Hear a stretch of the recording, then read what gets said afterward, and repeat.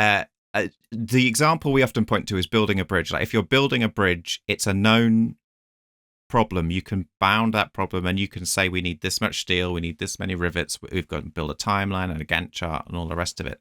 But when you're talking about tackling a challenge like drug abuse or domestic violence, or these are not things where you can say if we do X then Y will happen, because straight out the gate you can say, well, any individual is such a complex set of factors and situations that you can never say this one program is going to fix it for everybody, right?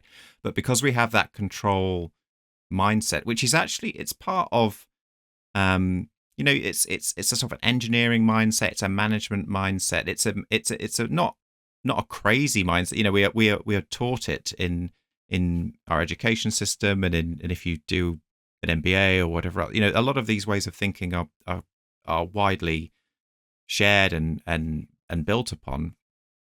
It's just that they work perfectly well in certain circumstances. It's just that they're not very well suited for exactly the kind of challenge that we now face from a policy perspective. And there are actually a whole other suite of tools available. So you have to, if you look instead of to the engineering discipline, if you look to systems thinking and complexity science, there's lots of ways of dealing with these kinds of challenges that people have tried in different domains and tested and explored.